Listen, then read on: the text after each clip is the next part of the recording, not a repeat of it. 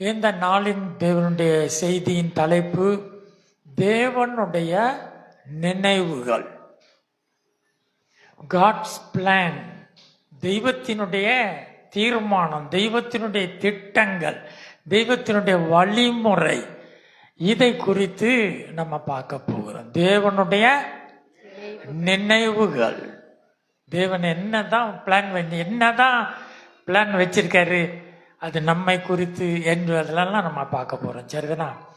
யோபுவின் புத்தகம் 9ஆம் அதிகாரம் 24ஆம் வசனம். இங்க யோபு தேவனுடைய மனுஷனாய், உத்தமனாய், சன்மார்க்கனாய், யோக்கியமாய் உலகத்துல வாழ்ந்து சீமானாய் எல்லா சிறப்போடு வாழ்ந்து பேரு புகழோடு வாழ்ந்து கொண்டு இருக்கிறையில அவனுக்கு எல்லா நஷ்டமும் சடுதியாய் வந்தது. அவனுடைய சொத்துக்கள் எல்லாம் அவனை விட்டு போய்விட்டது. அவனுடைய சொந்த பிள்ளைகள் எல்லாம் 10 பேரும் ஒரே நேரத்தில் மரித்து போனார்கள். அவனுடைய உச்சந்தலை முதல் உள்ளங்கால் வரை வியாதி பருக்கள் கொண்டவனாய் இருக்கிறான்.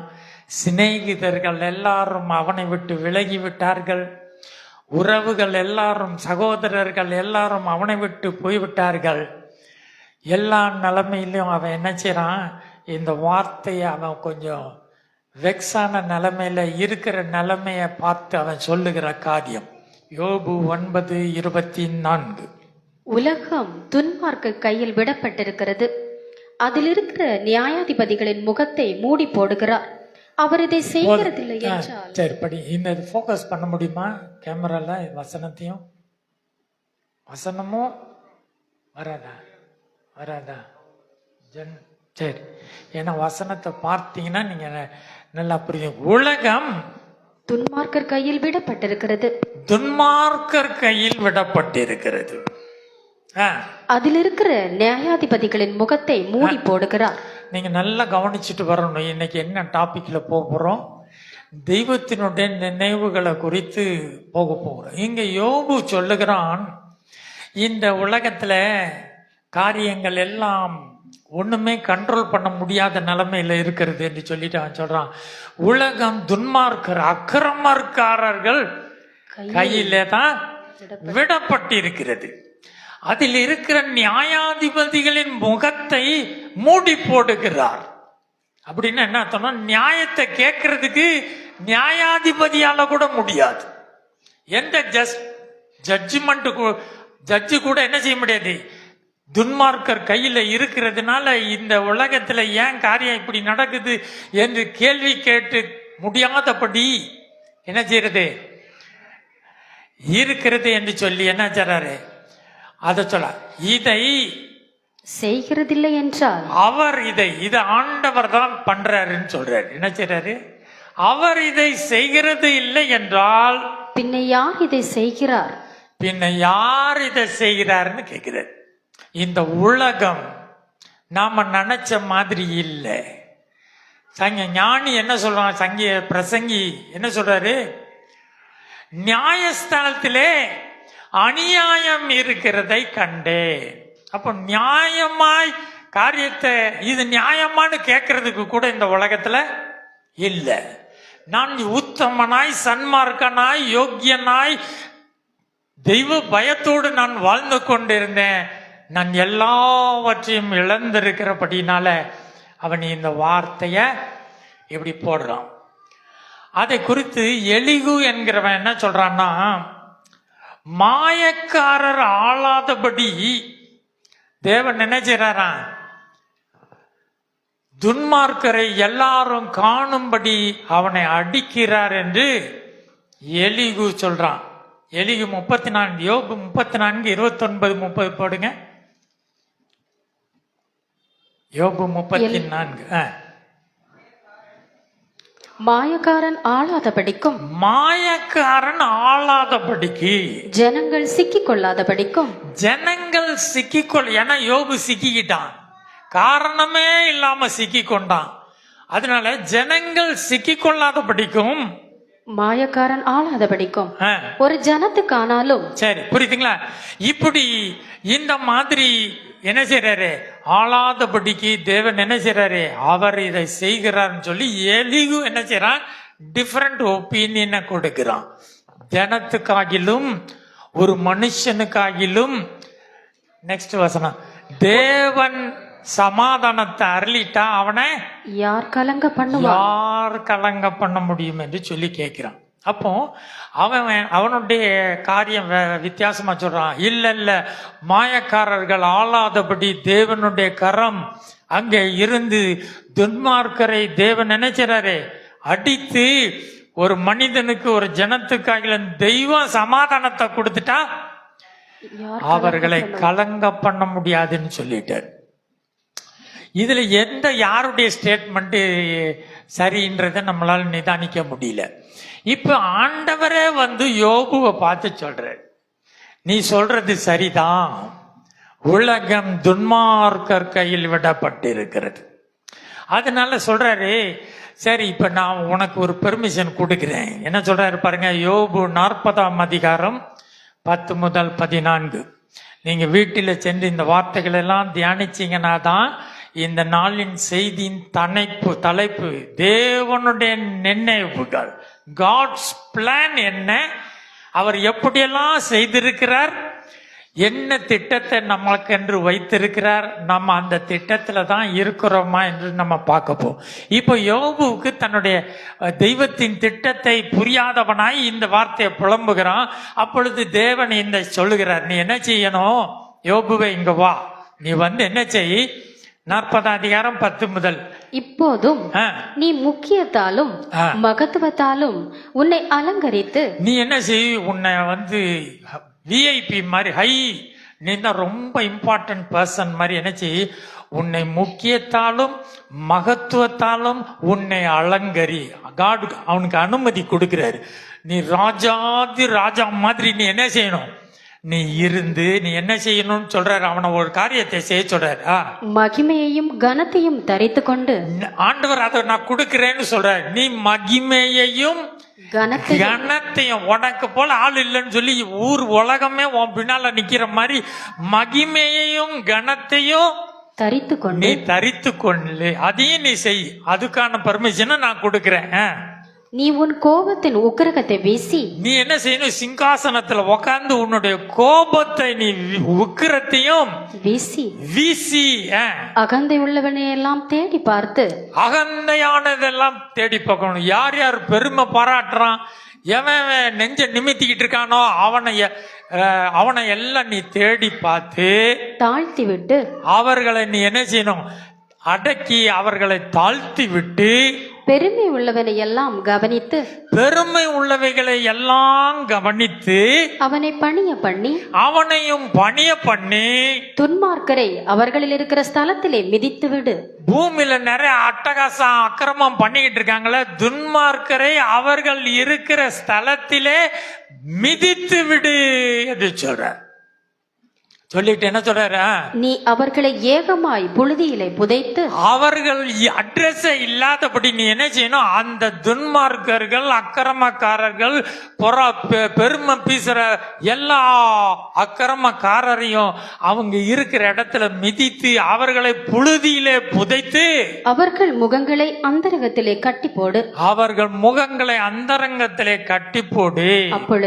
அப்பொழுது உன் வலது கை உனக்கு ரட்சிப்பு உண்டு பண்ணும். உன் வலது கை உனக்கு ரட்சிப்பு. நீ உன் கைதாண்டா, உன் கைதான், உன் கையால நீ இதெல்லாம் சாதிச்சிட முடியும் என்று சொல்லி நான் உன்னை புகழுவேன். தேவன் சொல்றார் யோபுவே, நான் உன்னை புகழுவேன், உனக்கு எல்லா பெர்மிஷன் கொடுக்கிறேன், அதிகாரம் கொடுக்கிறேன், எல்லாமே கொடுக்கிறேன். நீ இந்த துன்மார்க்கர்களை எல்லாம் நீ என்ன செய்யணும், அடித்து நொறுக்கி சிறைப்பிடித்து புதைத்து அவர்கள் அட்ரஸ் இல்லாம நீ பண்ணிட்டு வா, பார்க்கிறேன். அப்போ உன் கையே உனக்கு ரட்சிப்பை உண்டாக்கும் என்று நான் சொல்லுவேன் என்று சொல்கிறார். சரிதானா?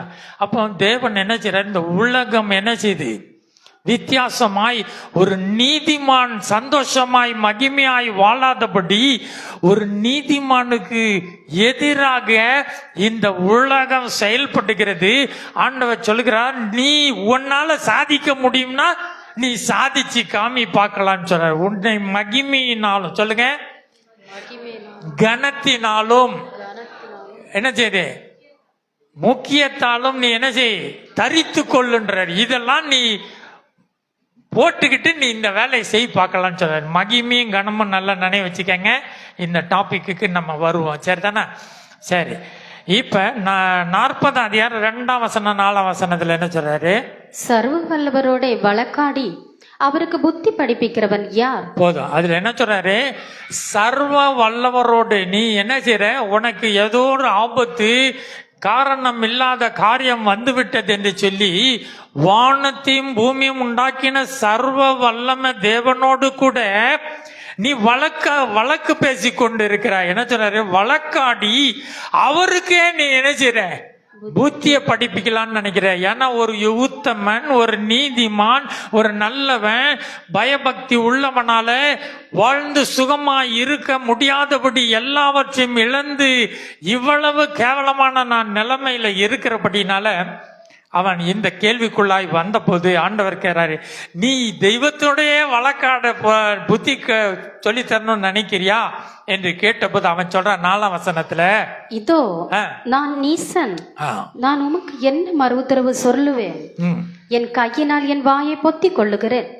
பாருங்க, ஆண்டவர் நான் கேட்கிறேன் நீ பதில் சொல்லுப்பான்னு சொன்னவன் அவன் சொல்றான், இதோ நான் நீசன், நான் ஒண்ணுமே கிடையாது. அவன் சொல்றான், நான் என்ன மறு உத்தரவு சொல்லுவேன்? நான் தெய்வமே இப்ப வந்து பேசும்போது சொல்றேன், நான் என்ன பதில் உங்ககிட்ட போய் சொல்ல போறேன்? என் கையினால என் வாயை பொத்தி கொள்ளுகிறேன் என்று சொல்லுகிறான். சரிதானா? ஏன் தெரியுமா? அவன் கொஞ்சம் வார்த்தைய பேசிட்டானா. பாருங்க, ஒரு உத்தமன், ஒரு நீதிமான், தெய்வத்துக்கு பயந்தவன், சீமானாய் வாழ்ந்தவன், எல்லா ஜனங்களும் தேசமும் போற்றி புகழப்படத்தக்கதாய் யோக்கியமாய் வாழ்ந்தவன், எல்லாவற்றையும் இழந்து பரிதாபமான நிலைமையில இருக்கும்போது அவன் சில வார்த்தையை பேசியிருப்பான்ல. அப்போ பேசின வார்த்தையை கூட ஆண்டவர் சொல்லுகிறார். யோபு 38:2, அறிவில்லாத வார்த்தைகளினால் ஆலோசனையை அந்தகாரப்படுத்துகிற இவன் யார்? பாருங்க, ஆண்டவர் என்ன யோபு கிட்ட பேசினார்னா, நீ உனக்கு கொஞ்சம் காரியம் புரியல, காரியத்தை நீ அறிந்து கொள்ளாதவனாய் சில வார்த்தைகளை பேசிட்ட. தெய்வத்தின் ஆலோசனையவே நீ என்ன செஞ்சிட்ட, மறந்து தெய்வத்தின் ஆலோசனையை தடுக்கத்தக்கதாக நீ சில வார்த்தை பேசிவிட்டாய் என்று தேவனே யோபு கிட்ட பேசுறாரு. என்ன பேசினார் யோபு கிட்ட? அறிவில்லாத வார்த்தையினாலே ஆலோசனையை அந்தகாரப்படுத்துகிற இவன் யார்னு சொன்னார். சரிதானே? இப்ப நம்ம செய்தியின் தலைப்பு என்னது? தெய்வத்தினுடைய நினைவுகள், பிளான், தெய்வத்தினுடைய ஆலோசனை, வழிமுறை. அதை இந்த யோபு என்ன செய்யறான், சில காரியத்தை பேசி தடுத்துடலான்னு அவனுக்கு தெரியாம சில வேலையை செஞ்சிட்டான் பாருங்க. அதனால ஆண்டவர் சொல்றாரு, நான் ஒரு பிளான் வச்சுதான் இதெல்லாம் செஞ்சுக்கிட்டு இருக்கேன். யோபுவுக்கு நடந்த காரியங்கள் எல்லாவற்றிலும் ஒரு பிளான் இருக்கிறது, தெய்வத்தின் ஆலோசனை என்று அங்க ஒன்று இருக்கிறது. இன்றைக்கு நம்ம ஒரு ஆலோசனையை தான் நம்ம இன்னைக்கு பார்க்க போகிறோம், சரிதானா? தெய்வத்தின் யோபுவுக்கு நிகழ்ந்த காரியத்துக்கான ஆலோசனைகள் வேதத்துல நிறைய இருக்குது. ஆனா இன்றைக்கு நான் ஒரு ஆலோசனையை மாத்திரம் நான் சொல்லி கொடுக்க போறேன், தெய்வத்தின் ஆலோசனை. அப்போ யோபு கிட்டே சொல்ற, தம்பி நீ விவரம் இல்லாம உனக்கு காரியங்கள் புரிய மாட்டேங்குது, நீ அறிவில்லாத வார்த்தையினால சிலதை பேசிட்ட, தெய்வத்தின் ஆலோசனையவே நீ தடுத்துடலான்னு நினைக்கிற பார்த்தேன்னு சொன்ன உடனே அவன் என்ன சொல்றான்? 2ஆம் வசனத்துல யோபு 38 அவன் சொல்றான் பாருங்க, 42:3-2 படிங்க.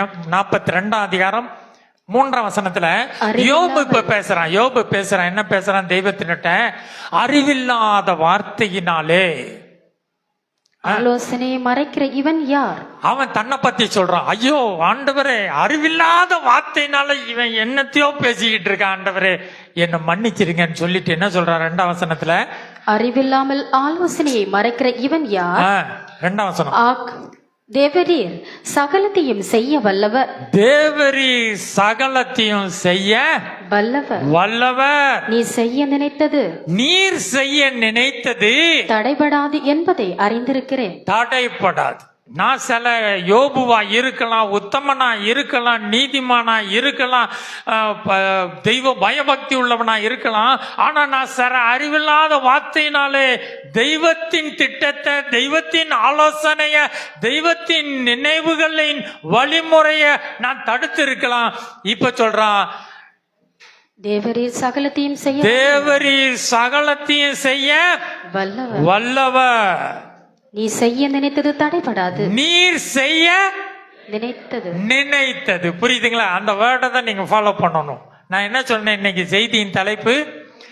தேவனுடைய நினைவுகள். இப்ப யோபு சொல்லிட்டான், எனக்கு சிலது புரிய மாட்டேங்குது, ஏன் ஏன் ஏன் என்ற கேள்வி என் வாழ்க்கையில என்னை சுற்றி சுற்றி வருது. நான் நல்லது தானே செய்ய நினைச்சேன், நல்லா தானே ஹெல்ப் பண்ணணும்னு நினைச்சேன், ஏன் எனக்கு என்ற கேள்வி அதிகமாய் வந்து கொண்டிருந்ததுனால இவன் கேட்டதுக்கு தெய்வம் சொன்னாரு, அப்பா ஆண்டவர்கிட்ட நீ ஆண்டவருக்கே புத்தி சொல்லி தர போறியான்னு கேட்ட போது அவன் சொல்றான், நீ செய்ய நினைத்தது ஒன்றும் தடைபடாது. அப்போ தெய்வம் செய்ய நினைத்தது. சரிதானா? இந்த காரியத்தை குறித்து நம்ம இன்னைக்கு பார்க்க போகிறோம். சரிதானா? இவன் இப்ப சொல்றான், ரொம்ப பரிதாபமான நிலைமையில இருக்கிறதுனால இவன் என்ன ரொம்ப வெக்ஸ் ஆயிட்டான். வெக்ஸ் ஆயிட்டு தேவனிடத்துல பேசுகிற வார்த்தை யோபு 7ஆம் அதிகாரம் 17ஆம் வசனம் 18ஆம் வசனம். கொஞ்சம் நீங்க கவனமா வந்தாதான் புரியும். நான் தெய்வத்தினுடைய நினைவுகளை குறித்து நான் பேசுகிறேன். தெய்வத்தினுடைய திட்டம், நம்மை குறித்து தெய்வம் என்ன ஆலோசனை வைத்திருக்கிறார், ஏன் என்னை இப்ப இந்த ஆலயத்துக்கு கொண்டு வந்தாருன்னு, ஏன் கொண்டு வந்தாருன்னு அவருக்கு ஒரு பிளான் இருக்கு. சரிதானா? அந்த பிளானை நம்ம ஃபாலோ பண்ணி போகணும். சரிதானா? இதைத்தான் நம்ம பார்க்க போறோம். அவன் சொல்றான், வெக்ஸ் ஆகி பேசுறான், மனுஷனே நீர் ஒரு பொருட்டாக எண்ணுகிறதற்கும். அவன் சொல்றான் பாருங்க, நல்லா கவனிச்சுட்டே வாங்க, கொஞ்சம் மிஸ் பண்ணிடாதீங்க. மனுஷனை நீர் ஒரு பொருட்டா எண்ணுறதுக்கு, அவன் மேல் சிந்தை வைக்கிறதற்கும். மனுஷன் நான் ஒண்ணுமே இல்ல, எனக்கு படிப்பு கிடையாது, ஒன்னும் தெரியாது, ஒரு வசதி கிடையாது, ஒண்ணும் கிடையாது, என்ன மேல ஒரு யோசனையை தெய்வம் என்ன நினைச்சு பார்க்கணுமா என்ன? அவர் என்னை என் மேல சிந்தை வைக்கிறதற்கு, காலைதோறும் அவனை விசாரிக்கிறதற்கும். காலையில டே என்னப்பா பண்றேன்னு சொல்லி எனக்கு வந்து விசாரிச்சுட்டு போறதுக்கு, நிமிஷம் தோறும் அவனை சோதிக்கிறதற்கும். நிமிஷம் தோறும் அவன் நல்லவனா பொல்லாதவனா, தான் வழியில தான் ஆண்டவருடைய வழியில நடக்கிறானா இல்லையான்லாம் சோதித்து பார்க்கிறதற்கு அவன் எம்மாத்திரம். அப்ப என்ன சொல்றான்? மனுஷனை நினைக்க அவன் எம்மாத்திரம். நாம என்ன செய்வோம்? ஆண்டவர்கிட்ட தாழ்மைன்னு சொல்லிட்டு இந்த மாதிரி என்ன செய்வோம்? அநேக நேரங்கள்ல இந்த வார்த்தை பேசுவோம், ஆண்டவரே நீரெல்லாம் எங்களை நினைச்சு பார்க்கறதுக்கு நாங்கெல்லாம் எந்த மூளைக்குன்னு பேசுவோமா இல்லையா? இதத்தான் யோபு பேசுறான். சரிதானா? யோபு எப்படி பேசுறான்? நீர் மனுஷனை நினைக்க ஒரு பொருட்டா என்ன, அவனை சோதித்து பார்க்க, அவனை சிந்தை வைக்க அவன் எம்மாத்திரம். இப்ப இந்த இடத்துல என்ன வேர்டு இருக்கு? மனுஷனை நீ நினைக்க, யோசிப்பதற்கு, எண்ணுகிறதற்கு. சரிதானா?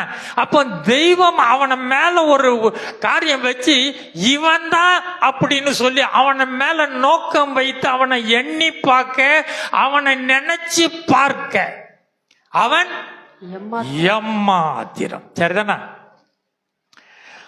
தேவரி செய்ய நினைத்தது தடைப்படாது. அப்போ தெய்வம் ஒரு பிளான வச்சிருக்காரு.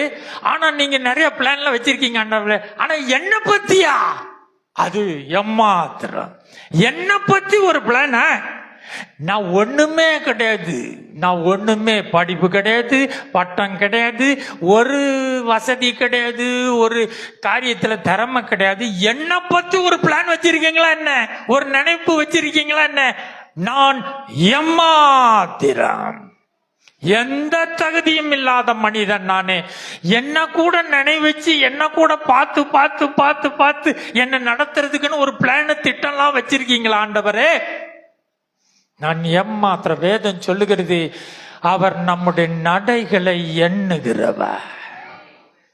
நீங்க எவ்வளவு தூரம் நடந்து வந்தீங்கன்னு உங்களுக்கு ஸ்டெப், வீட்டுல இருந்து வந்தீங்களே எத்தனை ஸ்டெப் எடுத்து வச்சு வந்தீங்கன்னு உங்களுக்கு தெரியுமா? அவருக்கு தெரியும். என் தலையில் கிழக்கு முடியெல்லாம் அவரு எண்ணி வைத்திருக்கிறார். அப்படிப்பட்ட தேவன். சோ அப்படிப்பட்ட தெய்வத்தினுடைய நினைவுகளை குறித்து நம்ம இந்த நாளில பார்க்கிறோம். அவன் என்ன சொல்றான் கொஞ்சம் நினைச்சு பாருங்க. யோபு 10:9 என்ன தெரியுமா சொல்றான்? களிமண்ணை போல என்னை உருவாக்கினீங்க. மனிதனை எங்க உண்டாக்குனாரு? மண்ணில் இருந்து உண்டாக்குனாரு. அவன் சொல்றான், களிமண்ணை போல என்னை உண்டாக்கி என்பதையும் என்னை திரும்ப தூளாக போக பண்ணுவீர் என்பதையும் நினைத்தருளும். நான் களிமண்ல இருந்து தானே என்ன உண்டாக்கி வந்தீங்க, மறுபடியும் நான் களிமண் மாதிரி போக போறேன், தூளாய் போக பண்ணுவீர் என்று நினைத்தருளும் சொல்லிட்டான். அவன் ரொம்ப வெக்ஸேஷன்ல பேசுறான். எல்லாவற்றையும் இழந்தவனாய் தெய்வம் தன்னை நினைத்து பார்த்து இனி தனக்கு ஒரு விமோச்சனத்தை கொடுத்து தன்னையும் ஒரு வாழ வைக்கக்கூடிய நிலைமைக்கு இனிமை. அவன் சொல்றான், ஆண்டவரே நீங்க கொஞ்சம் இன்னைக்கு விட்டுருங்க, என்ன நாளைக்கு நீங்க பாத்தீங்கன்னா நான் இருக்க மாட்டேன்னு சொல்றான். இன்னையோட என் கதை முடிஞ்சிருச்சு, நாளைக்கு நானே இருக்க மாட்டேன்னு சொல்றான். அந்த வெக்ஸேஷன்ல தான் சொல்றான், என்ன களிமண்ணை போல உருவாக்குனீங்க, மறுபடி தூளா என்ன கரைந்து போக பண்ணுவீர் என்று நினைத்தருளும். இதுதானே உங்க பிளான் சொல்றான். என்ன சொல்றான்? இது உமக்கு தெரியும், நான் இந்த பூமியில இருந்து வந்தேன், என்ன ட்ரெஸ் மேக்கப் அது இதெல்லாம் போட்டேன், ராஜா பதவி இதவிலாம் வச்சேன், ஆனா மறுபடியும் எல்லாத்தையும் இழந்து நிர்வாணமாய் வந்தேன், நிர்வாணமாய் போகிறேன். இதுதானே உங்க நினைவு அப்படின்னு என்ன செய்யறான்? அத கொஞ்சம் நினைத்து பாருங்க. இவ்வளவுதான் உங்க என்னோட காலம்லாம் ஒண்ணுமே உங்களுடைய பார்வைக்கு இல்லை, என்னுடைய நாட்கள் கொஞ்சம்தான். அதனால இத நீங்க கொஞ்சம் நினைச்சு பாருங்க ஆண்டவரேன்னு சொல்ற. கொஞ்ச நேரத்துல நான் இருக்க போறேன், கொஞ்ச நேரத்துல போயிட போறேன். காலையில பூக்குற பூவுக்கும் மாலையில காய்ந்து போகிற புல்லுக்கும் சமானமா நான் இருக்கிறேன். ஆகவே இதுதான மேட்டர். இது போய் இத கொஞ்சம் நினைச்சு பாருங்கன்னு சொல்றான். சரிதானா? சங்கீதக்காரன் எப்படி பேசுறான்னு பாருங்க. இப்ப யோபு என்ன சொன்னா, இப்படி நீர் என்னை நினைக்க எம்மாத்திரம் சொன்னான். இத சங்கீதக்காரன் பேசுறான். இதே வார்த்தை சங்கீதக்காரன் பேசுறான். இவன் எப்படி பேசுறான்னு பாருங்க. சங்கீதம் 8ஆம் அதிகாரம் 3ஆம் வசனம் படிங்க. உமது விரல்களின் கிரியையாகிய உம்முடைய வானங்களையும், தெய்வத்திட்ட பேசுறான். உம்முடைய விரல்னாலதான் வானத்துல சூரியன் சந்திரன் நட்சத்திரங்கள் எல்லாம் நீங்க படைத்தீங்க. உம்முடைய விரல்களின் கிரியையாகிய உம்முடைய வானங்களையும், வானங்கள் நம்ம பாக்குறது ஒரு வானம், ஆனா வானங்கள் 7 வானம் எல்லாம் இருக்குது. வானங்களையும் நீர் ஸ்தாபித்த சந்திரனையும், நீர் ஸ்தாபித்த சந்திரனையும் நட்சத்திரங்களையும் நான் பார்க்கும் பொழுது மனுஷனை நீர் நினைக்கிறதற்கும், மனுஷனை நீர் நினைக்க, மனுஷகுமாரனை நீர் விசாரிக்கிறதற்கும், மனுஷகுமாரனை நீர் விசாரிக்க அவன் எம்மாத்திரம் என்கிறேன். அவன் எம்மாத்திரம்னு சொல்றான். நல்ல கவனிங்க. யோபு வெக்ஸேஷன்ல பேசினான். ஆனா இங்க சங்கீதக்காரன் தீர்க்க தரிசனமாக இந்த வார்த்தையை பேசுறான். ஐயா, வானம் இவ்வளவு பெரிய சிங்காசனத்து, வானம் தான் உமாக்கு சிங்காசனம், பூமி பாதப்படி, வானத்து நட்சத்திரங்கள் இவைகள் எல்லாம் கிரகிக்க கூடாத, மூளைக்கு எட்டாத அளவாய் இருக்கிறது. நீர் மனுஷனை நினைக்கிறதற்கு அவன் எம்மாத்திரம் சொல்லிட்டு மனுஷகுமாரனை அங்க சேர்க்கிறாரு. பாருங்க, மனுஷனை நினைக்கிறதற்கு அவன் எம்மாத்திரம், மனுஷகுமாரனை விசாரிக்கிறதற்கு அவன் எம்மாத்திரம். அப்போ இங்க சங்கீதக்காரன் ஏதோ ஒன்றை தீர்க்க தரிசனமாய் பேசிக் கொண்டிருக்கிறான். யோபுடைய கேள்விக்கு தெய்வத்தின் ஆலோசனையை குறித்ததான சங்கதியை இங்க பேசுகிறான். நீர் மனுஷனை நினைக்க மனுஷகுமாரனாகிய இயேசு கிறிஸ்துவை விசாரிக்க அவன் எம்மாத்திரம். சொல்லிட்டு அவன் என்ன சொல்றான்றத கவனிங்க. அவன் ஒண்ணுமே கிடையாது. மனுஷனாகிலும் மரியாள் வயிற்றில வந்து பிறந்த மாட்டு தொழுவத்தில் பிறந்த இயேசுவாகிலும் மனிதனாய் வந்தபடினாலே அவர்கள் நினைக்கப்பட எம்மாத்திரம்னு சொல்லிட்டு என்ன சொல்றான்? உம்முடைய கரத்தின் கிரியைகளின் மேல் நீர் அவனுக்கு ஆளுகை தந்து. உம்முடைய கரத்தின் கிரியை மீது என்ன கொடுத்தீங்க? நீங்க மனுஷனை நினைக்க ஒண்ணு இல்லைன்னு சொல்லி யோபு மாதிரி சொல்லல. அவன் இந்த பொடிப்பைய கிட்டயா நீங்க இவ்வளவு வேலையை கொடுத்தீங்கன்னு கேட்கிறாரு. சரிதானா? ஒண்ணுமே படிக்கல, பிச்சைக்காரன், ஒண்ணு தூக்கிட்டு போய் நீ தான் பிரைம் மினிஸ்டர்னு சொல்லி வச்சா எப்படி இருக்கும்? அது மாதிரி இங்க ஆண்டவர் செஞ்சது அவன் சொல்றான். மனுஷனை நினைக்க விசாரிக்க. இவன் வெக்ஸேஷன்ல பேசல, தெய்வத்தினுடைய ஆலோசனையை குறித்து இவன் அறிந்து கொண்டவனாய் தீர்க்க தரிசனமாய் இதை பேசிக் கொண்டிருக்கிறான். மனுஷன் வானத்தை பார்க்கும் பொழுது, நட்சத்திரம் சூரியனை பார்க்கும் பொழுது மனிதன் எம்மாத்திரம் மனுஷகுமாரனை விசாரிக்க அவர் எம்மாத்திரம்னு சொல்லிட்டு, நீர் உம்முடைய கரத்தின் கிரியைகளின் மேல் உம்முடைய கரத்தின் கிரியையின் மீது நீர் அவனுக்கு ஆளுகை தந்து. அவனுக்கு ஆளுகை சொல்லுங்க. ஆளுகையை அவன் கையில கொடுத்து சகலத்தையும் அவனுடைய பாதங்களுக்கு கீழ்ப்படுத்தினீர். சகலத்தையும் அவனுடைய பாதத்துக்கு கீழ்ப்படுத்தினீர் என்று சொல்லுகிறான். பாருங்களா? அவன் ஒண்ணுமே கிடையாது. மனுஷன் மூச்சு சுவாசமுற மனுஷன் திடீர்னு மண்டை போட்டு ஒண்ணுமே, என்னை களிமண்ண போல உருவாக்கினீர், அதை திரும்ப கரைந்து போக பண்ணீர். பால் போல என்ன வார்த்து தயிர் போல என்ன உரைய பண்ணிட்டீர்ன்றான். பாலாவது கொஞ்சம் மூவாயி ஊத்துனா, தயிர் எங்கேயாவது நகருமா? பால் போல என்ன வார்த்து எனக்கு ஒண்ணுமே செய்யாத நிலைமைக்கு கொண்டு வந்துட்டீங்க, நான் இனிமே இருக்க மாட்டேன்னு சொல்லி யோபு புலம்பனா.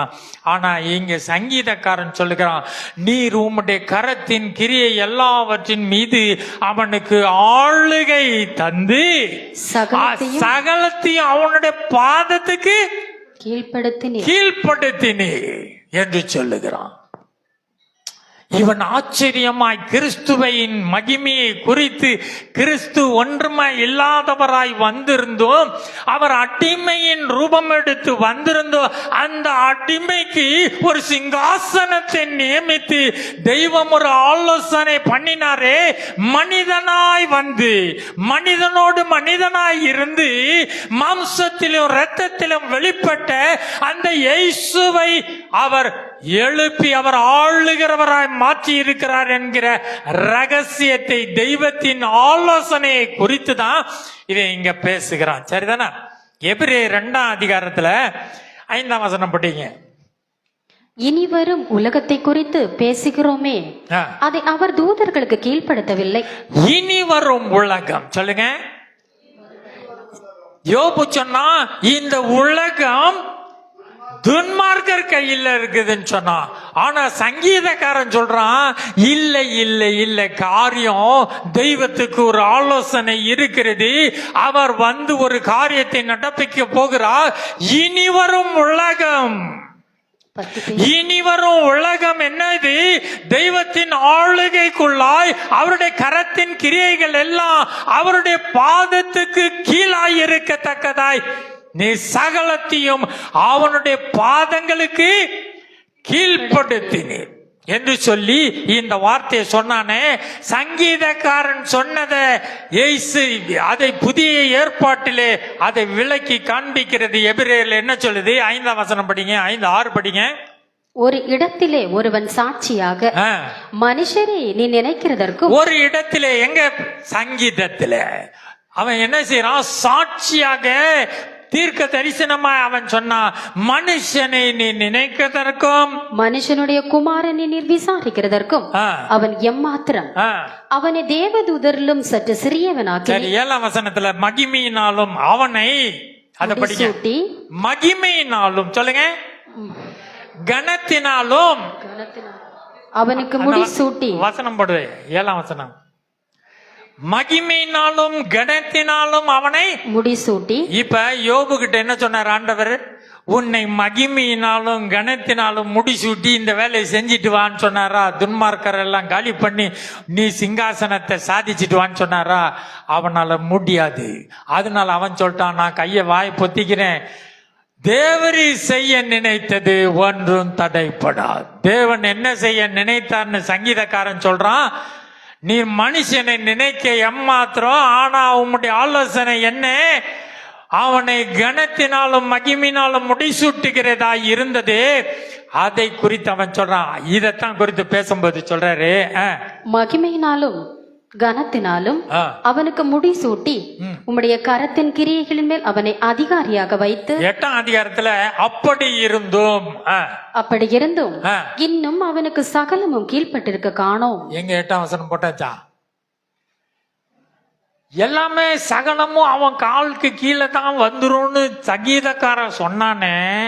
ஒருத்தருக்கு கனத்தினால் தெய்வத்தினுடைய திட்டத்தின்படி சகலமும் அவருடைய பாதத்துக்கு கீழ் வந்துரும்னு சொன்னானே. இதுவரைக்கும் ஒண்ணுமே நடக்கலையே. மனுஷன் ஏன் ஆளுகிறவனாய் மாறவில்லை? மனுஷனை அவர் நினைக்க எம்மாத்திரம்னு சொன்னவன் இப்ப என்ன நடந்துச்சுன்னு சொல்றாரு, படிங்க. அப்படி இருந்தும் இன்னும் அவனுக்கு சகலமும் கீழ்பட்டிருக்க காணோம். அப்படி இருந்து ஒன்னும் சகலமும் கீழ்பட்டு இருக்க காணோம்னு சொல்லிட்டு என்றாலும் சொல்லுங்க, ஒண்ணுமே காலுக்கு கீழே வரல. மனுஷன் நினைச்சு அவன் சொன்ன மாதிரி ஒண்ணு நடக்க மாட்டேங்குது என்று ஒண்ணுமே அவனுடைய பாதத்துக்கு கீழான மாதிரி தெரியல. ஆனா தெய்வம் ஒரு திட்டம் வச்சிருக்காரு, தெய்வம் ஒண்ணு வச்சிருக்காருன்னு சொன்னாங்க. ஆனா ஒன்னையும் நடக்கல, ஆளுகையே இங்க காணோமே என்று சொல்லும் பொழுதுதான் சொல்றாரு, அப்படி இருந்தாலும் என்றாலும் தேவனுடைய கிருபையினாலே ஒவ்வொருவருக்காகவும். இந்த வேர்டு நல்லா புரிஞ்சுக்கங்க. இப்ப ஆண்டவருக்காக மாத்திரம் அல்ல, இப்ப ஒவ்வொருவருக்காகவும், எல்லா மனிதனின் தெய்வம் நினைத்தருளி ஒவ்வொருவருக்காகவும் மரணத்தை ருசி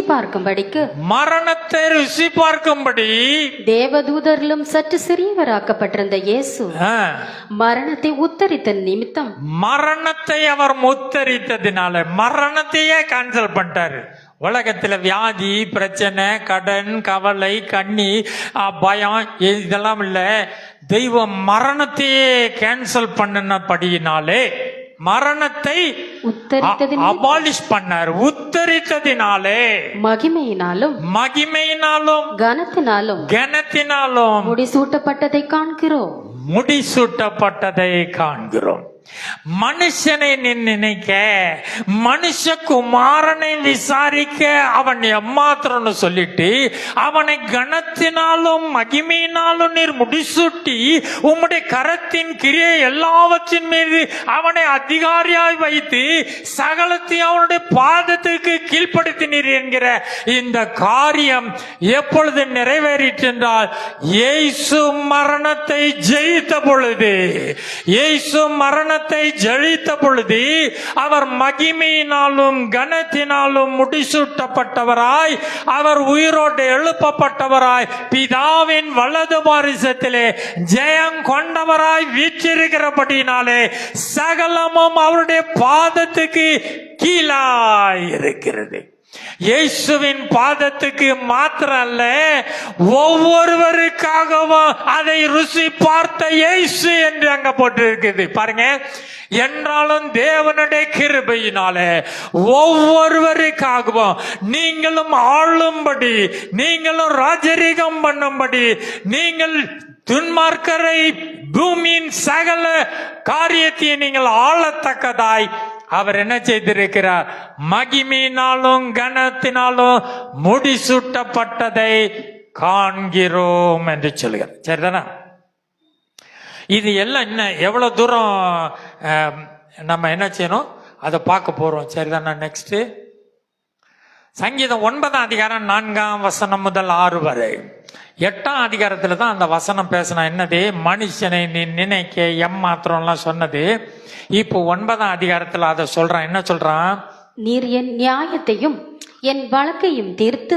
பாருங்க, இப்ப யோபுவுக்கு ஒரு நியாயம் இருந்தது, யோபுவுக்கு ஒரு தெய்வத்தோடு வழக்கு இருந்தது. அதனாலதான் நீ தேவனோடு வழக்காடி கொண்டிருந்தாய். அதைத்தான் இந்த சங்கீதக்காரன் யோபுவுக்கு இருந்த வழக்கை குறித்ததாய் சொல்றான். எந்த மனிதனுக்கும் இருக்கிற வழக்கை அவர் தீர்த்து கட்டினார். ஏன் ஏன் என்று நான் நன்மை செய்தும் ஏன் எனக்கு நஷ்டம், ஏன் நான் யோக்கியனா இருந்தும் இவ்வளவு என்று சொன்னீரே, அதை குறித்து சொல்றான். தேவன் என் வழக்கை தீர்த்து நீதியுள்ள நியாயாதிபதியாய். நீதியுள்ள நியாயாதிபதியாய். பாருங்க, அங்க அக்கிரமக்காரர் யோபு என்ன சொன்னா, நியாயாதிபதியின் கண்களை எல்லாம் அவர் மூடி போடுகிறார்னு சொல்றான். ஆனா இப்ப இவர் என்ன செய்யறாரு, இவர் நீதி உள்ள நியாயாதிபதியாக சிங்காசனத்தின் மேல் வீற்றிருக்கிறீர். சிங்காசனத்தின் மீது வீற்றிருக்கிறார். அவன் தீர்க்க தரிசனமா சொன்னா, மனுஷனை நீ நினைக்க எம்மாத்திரம்னு சொன்னவன் இப்ப இதையும் தீர்க்க தரிசனமா சொல்றான். தேவரீர் சிங்காசனத்திலே வீற்றிருக்கிறீர். எதுக்காக? என் வழக்கை விசாரி தீர்த்து. எனக்கு ஒரு வழக்கு இருந்தது, ஏன் இந்த நிலைமை, பரிதாப நிலைமை, நான் நீதிமான், உத்தமன், சன்மார்க்க, தேவனுக்கு பயந்து பொல்லாப்புக்கு விலகினவன், ஏன் ஏன் என்ற வழக்கு இருந்தது. என் வழக்கை தீர்த்து நீதியுள்ள நியாயாதிபதியாய் துன்மார்க்கரை சங்கரித்து அவர் என்ன செய்தார்? சிங்காசனத்தில் வீற்றிருக்கிறார். படிங்க. ஜாதிகளை கடிந்து கொண்டு. எப்படி சிங்காசனத்துல வந்து உட்கார்ந்தார்னா, ஜாதிகளை, இந்த உலகம் துன்மார்க்கர் கையில இருந்துச்சே, ஜாதிகளை கடிந்து கொண்டு துன்மார்க்கரை அழித்து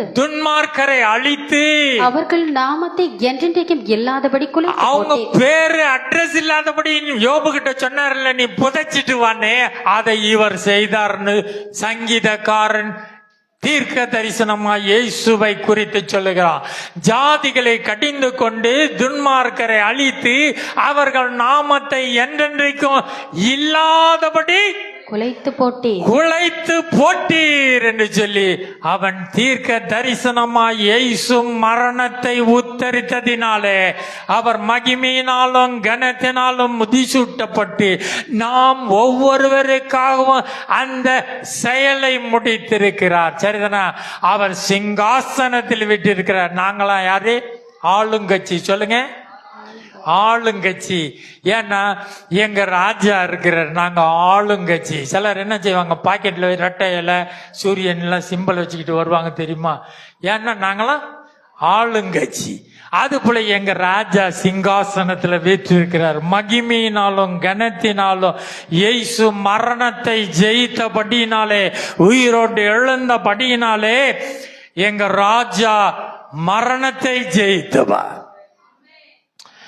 எல்லா தெய்வங்களும் இனிமேல் யுத்தம் பண்ணி தான் காப்பாத்தணும்னு சொல்லுவாங்க. எங்க அவரு வேல் வச்சிருக்காருங்க, அவரு தண்டாயுதம் வச்சிருக்காரு, அவரு பாட்டு அவரு போட்டு கலைக்கிற, இனிமேதான் அவங்க எல்லாம் யுத்தம் செஞ்சு காப்பாத்துவாங்க. எங்க ஆண்டவர் ஏற்கனவே சிலுவையிலே மரணத்தையே ஜெயித்து யுத்தத்தை முடித்தவராய் ஜெயங்கொண்டவர் தான் நம்ம கட்சி, நம்ம ஆண்டவர். சரிதானா? சோ ஒவ்வொருவருக்காகவும் அதை செய்து முடித்தார். சரிதானா? இப்ப என்ன ஹெட்டிங்ல படிச்சுக்கிட்டு இருக்கோம்? தேவனுடைய நினைவுகள். சரிதானா? இப்ப ஆண்டவர் வந்து நியாயாதிபதி, சரி, என்னென்னைக்கு இல்லாத சத்துருக்கள் என்னென்றைக்கும், 6ஆம் வசனம், பாழாக்கப்பட்டார்கள். சத்துருக்கள் என்றென்றைக்கும் பாழாக்கப்பட்டார்கள். அவர்கள் பட்டணங்களை நிர்மூலமாக்கினீர், அவர்கள் பேரும் அவர்களோட கூட ஒழிந்து போயிற்று. சத்துருக்கள் பேர், ஆள், அட்ரஸே இல்லாதபடி இயேசு சிலுவையில அதை செய்து முடித்தார். சரிதானே? இப்ப படிங்க, எரேமியா 21. ஆண்டவர் எப்படியெல்லாம் செய்தார்ன்றதுக்கு சாட்சி ஆகமமா நம்ம பார்க்க போறோம். சரிதானா? சாட்சி ஆகமம். சொல்லுங்க, சாட்சியம். எரேமியா 29:11 சொல்றாரு. என்ன சொல்றாரு? நீங்கள் எதிர்பார்த்திருக்க முடிவை உங்களுக்கு கொடுக்கும்படிக்கு. இப்ப இஸ்ரவேல் ஜனங்கள் என்ன செய்றாங்க? 70 வருடமாய் அடிமைத்தனத்துல இருக்கிறாங்க. பாபிலோனிய கவனிக்கிறீங்களா? 70 வருடம் அடிமைத்தனம் சிறையிருப்புல இஸ்ரவேல் ஜனங்கள் இருக்கும் பொழுது இந்த வார்த்தை ஆண்டவர் பேசுறார். 70 வருட அடிமைத்தனத்துல இருக்கிறோம். நமக்கும் எத்தனையோ யுத்தங்கள், போராட்டங்கள், நஷ்டங்கள், என்னத்தையே ஜானியர்னா மோலாசா இருக்குது. இதான நிலைமை.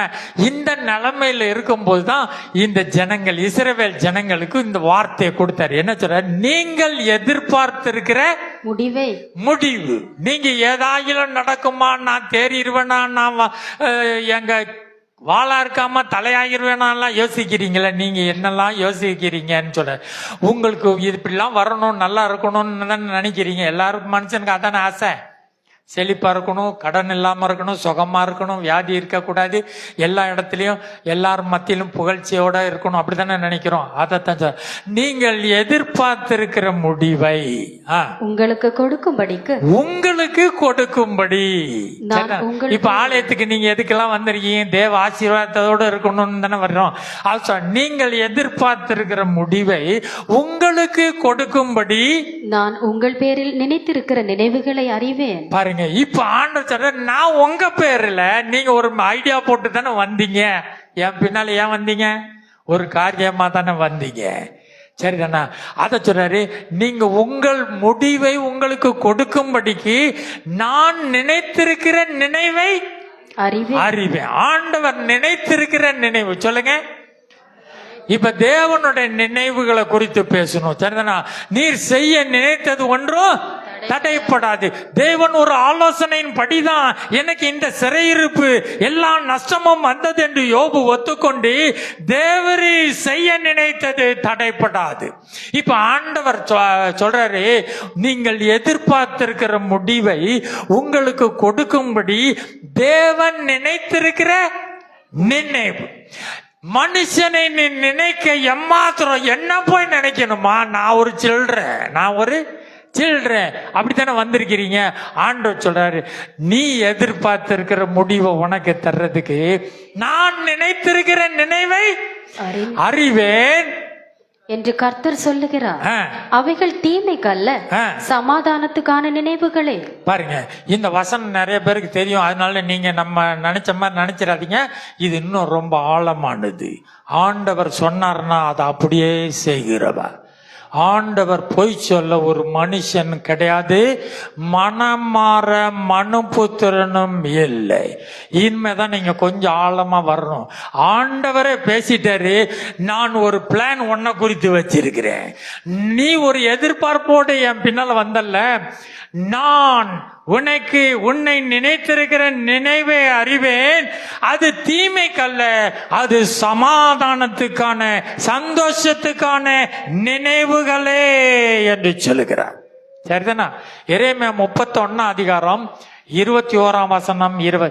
இந்த பிளான அந்த 70 வருடம் சிறையிருப்பில் இருந்த ஜனத்துக்கு தேவன் எப்படி நிறைவேற்றினார் என்ற சாட்சி ஆகமத்தை பார்க்க போறோம். 70 வருடமாய் சிறையிருப்புல தெய்வ ஜனம் மாட்டி இருந்த பொழுதுதான் இந்த வார்த்தையை சொன்னார். நீங்கள் எதிர்பார்த்திருக்கிற முடிவை உங்களுக்கு கொடுக்கும்படி நான் நினைத்திருக்கிற நினைவுகளை அறிவேன். அது தீமைக்கல்ல, சமாதானத்தின் முடிவுகளே என்று சொன்னாரே. அந்த இஸ்ரவேல், இது சாட்சி ஏற்கனவே நடந்தது. தெய்வம் தன் ஜனங்களுக்கு 1000 2000 வருடம் 3000 வருடம் முன்பாக நடத்தின அந்த தெய்வத்தின் நினைவுகளின் நம்ம சார்ந்து கொள்ளும் பொழுதுதான் தேவன் நினைத்தது, தேவன் என்னை குறித்து நினைத்ததோ மாறாது. அது நிச்சயமாய் நடக்கும் என்று நம்மால் தீர்மானிக்க முடியும். என்ன சொன்னாரு பாருங்க, படிங்க. எரேமியா 30:21. அவர்களுடைய பிரபு பாருங்க, அவர்களில் ஒருவனாகிருக்க. பாருங்க, இயேசு, புரியுதுங்களா? இயேசுவோடு தான் சேர்த்து சொன்னாங்க. அவர்களுடைய பிரபு இயேசுவை குறித்து சொல்றாரு. நம்முடைய பிரபு யாரு? இயேசு. அவர்களுடைய பிரபு அவர்களில் ஒருவன். இயேசு மனிதனாய் வந்தான். தெய்வமாய் நடமாடவில்லை. இயேசு நன்மை செய்கிற மனிதனாய் சுற்றி திரிந்தார். மாம்சத்தில் வெளிப்பட்டார். ஒரு தச்சனுடைய குமாரன் எனப்பட்டார். நாசரேத் ஊரிலே வந்தார். அவருக்கு பசி உண்டாயிற்று, கண்ணீர் வந்தது. இயேசு மனிதனாய் அடிமையின் ரூபம் எடுத்து வந்தார். அவர்களுடைய பிரபு அவர்களில் ஒருவனாய் இருக்க, அவர்களுடைய அதிபதி இயேசுவுக்கு இன்னொரு பேர் என்னது? ரட்சிப்பின் அதிபதி, மீட்பின் அதிபதி. அதை குறித்து இயேசு குறித்து சொல்றார்கள். அவர்களுடைய அதிபதி அவர்கள் நடுவிலிருந்து தோன்றுவார். இது தீர்க்க தரிசனமாய் இயேசு பிறப்பதற்கு 1000 வருடம் முன்பாய் எழுதப்பட்ட வார்த்தையின் படியே அவர்களுடைய பிரபு, அவர்களுடைய அதிபதி அவர்கள் நடுவிலே இருந்து தோன்றுவார். அவரை சமீபித்து வர பண்ணுவேன். அவர் சமீபித்து வருவார். வந்து என்னிடத்திலே சேரும்படி தன் இருதயத்தை பிணைப்படுத்துகிற இவர் யார்? தன் இருதயத்தை பிணைப்படுகிறவர். உமக்கு பிரியமானதை செய்ய வந்தேன் என்று இயேசு சொல்லிட்டு வந்தார். என்ன சொன்னது? தேவனே, ஒரு சரீரத்தை ஏற்படுத்தினீர், உமக்கு பிரியமானதையே செய்ய விரும்புகிறேன் என்று சொன்னார். அவருக்கு பிரியமானதை செய்யும்படி தன் இருதயத்தை பிணைப்படுத்துகிற இவர் யார் என்று இயேசு பிறப்பதற்கு முன்பாக அந்த பிராமிஸ கொடுத்தாரு. உன் முடிவை உனக்கு கொடுக்கும்படி நான் நினைத்திருக்கிற நினைவுகளை அறிவேன் என்று சொன்னாரு. அதை குறித்து தான் இந்த வசனம் எழுதி இருக்குது. அவர்களுடைய பிரபு, அவர்களுடைய அதிபதி அவர்கள் நடுவே இருந்து தோன்றுவா, என் இருதயத்தை பிணைப்படுத்துகிற இவர் யார் என்று சொன்னார். 24 வசனத்துல படிங்க. கர்த்தர் தம்முடைய இருதயத்தின் நினைவுகளை நடப்பித்து, பாருங்க இங்க என்ன வருது? கர்த்தர் தமது இருதயத்தின் நினைவுகளை நடப்பித்து, நீ எதிர்பார்த்திருக்கிறதை குறித்து நான் ஒரு நினைவு வச்சிருக்கேன்னு சொன்னாரு. அதை பிரபுவாக அவர்கள் மத்தியிலிருந்து மனித குமாரனாய் விசாரிக்க எம்மாத்திரம் என்று சொல்லப்படுகிற அந்த மனித குமாரனாய் வந்து அவர் என்ன செய்றாரு? இருதயத்தின் நினைவுகளை நடப்பித்து, அவருடைய இருதயத்தின் நினைவுகளை நடப்பிக்க போறாரு. புரியுதுங்களா? பாருங்க, அவர் வந்தார், இயேசு வந்தார், நன்மை செய்கிறவராய் சுற்றி திரிந்தார். நமக்காய் ஒவ்வொருவருக்காகவும் அதை ருசி பார்த்தாரே மரணத்தை. அவர் தமது இருதயத்தின் நினைவுகளை நிறைவேறி நடப்பித்து அவருடைய உக்கிர கோபம் தணியாது, நிறைவேற்றும் அளவும் அவருடைய உக்கிர கோபம் தணியாது. அவருடைய கோபம் தனியாது. என்ன செய்யறாரு? என் பிள்ளைங்களை எவன்டா டிஸ்டர்ப் பண்றதுன்னு சொல்லி என்ன செய்யறாரு? ஜாதிகளோடு வழக்காடி துன்மார்க்கர் அடித்து அவர்கள் பெருமை உள்ளவைகள் மேட்டிமையானவைகள் எல்லாம் காலின் கீழ் மிதித்து அவர்கள் பெயரை இல்லாதபடி குலைத்து போடும்படிதான் அவருடைய உக்கிர கோபம் தனியாது. கடைசி நாட்களில் இதை உணர்வீர்கள் அப்படின்னு சொல்லி எரேமியா தீர்க்கதரிசினால அவர்களுக்கு சொன்னார். பாருங்க, அவர்களுடைய பிரபு, அவர்களுடைய அதிபதி அவர்கள் நடுவில் இருந்து மனித குமாரனாக மனிதனாய் தோன்றி வந்து தன் இருதயத்தின் நினைவுகளை நடப்பித்து என்னோடு கூட, பிதா சொல்ற, என்னோடு கூட இணையும்படி என்னிடத்துல சேர்க்கிற இவர் யார் என்று சொன்னார். மனிதனை நீ நினைக்க எம்மாத்திரம், மனுஷ குமாரனை விசாரிக்க எம்மாத்திரம். அவர் இவைகளை எல்லாம் தெய்வத்தின் நினைவுகளை செய்து முடித்தவராய் இன்னைக்கும் கனத்தினாலும் மகிமையினாலும் முடிசூட்டப்பட்டவராய் சிங்காசனத்திலே வீற்றிருக்கிறார். சரிதானா? இதை குறித்து ஏசாயா தீர்க்கதரிசி சொல்றத பாருங்க. ஏசாயா 63 அதிகாரம் 4 வசனம் படிங்க. நீதியை சரி கட்டும் நாள் என் மனதில் இருந்தது. ஆண்டவர் சொல்றாரு, நீதியை சரி கட்டும் நாள் என் மனதிலே இருந்தது. என்னுடையவர்களை மீட்கும் வருஷம் வந்தது. என்னுடையவர்களை சிறையிருப்பிலிருந்து மீட்கும். எப்படி இஸ்ரவேல் ஜனங்களை 70 வருடம் பாபிலோனிய அடிமைத்தனத்திலிருந்து மீட்டாரோ அது மாதிரி தேவன் தம்முடைய ஜனத்துக்காக இந்த பூமியிலே இறங்கி வந்து நீதியை சரி கட்டும் நாள் என்ன மனதிலே இருந்தது. இது அவருடைய நினைவு. என்னது புரியுதுங்களா? என் மனதுல தானே நினைவுலாம் இருக்கும். என்ன நான் நீதியை சரி கட்டுவேன். யோபுட்ட சொன்னேன், நீ துன்மார்க்கரெல்லாம் அழிச்சு இதெல்லாம் பண்ணிட்டு வாப்பா, உன் கையே உனக்கு ரட்சிப்பு உண்டாக்குன்னு சொன்னேன். அவன் சொல்லிட்டான், தேவரி செய்ய நினைத்தது தடைப்படாது. அப்ப ஆண்டவர் சொல்ற, இது என் மனதில் இருந்துச்சு. என் ஜனத்துக்காக நான் நீதியாய் வழக்காடி நீதியை சரி கட்டி என்னுடையவர்களை மீட்கும் வருஷம் வந்தது என்று சொல்லி இயேசு சிலுவையிலே யுத்தத்தை முடித்து அவர் மகிமையினாலும் கனத்தினாலும் முடிசூட்டப்பட்டார். சரிதானா? இதை குறித்து தான் பாக்குறோம். சரி, படிங்க. அவர் என்ன செஞ்சாராம் பாருங்க, 3ஆம் வசனம் படிங்க. நான் ஒருவனாய் ஆலையை மிதித்தேன். நான் ஒருவனாய் ஆலயம் மிதித்தேன். ஜனங்களில் ஒருவனும் என்னோடு இருந்ததில்லை. நான் ஒரே ஆளு, ஒண்டிக்கு ஒண்டி வாழ்ற மாதிரி. இது ஒண்டிக்கு ஒண்டி கிடையாது. ஜாதிகளை பழிவாங்க தேவன் ஒருவராய் நின்றார். சீசர்கள் எல்லாம் இயேசு பிடிச்சிட்டாங்கன்னு ஓட்டமா ஓடிட்டான். துண்டா காணான் துணியா காணான்னு ஓடிட்டாரு. அதனால இயேசு சொல்றாரு, நான் ஒருவனாய் ஆலையை மிதித்தேன். ஜனங்களில் ஒருவனும் என்னோடு இருந்ததில்லை. ஜனங்களில் ஒருவனும் என்னோடு இருந்ததில்லை.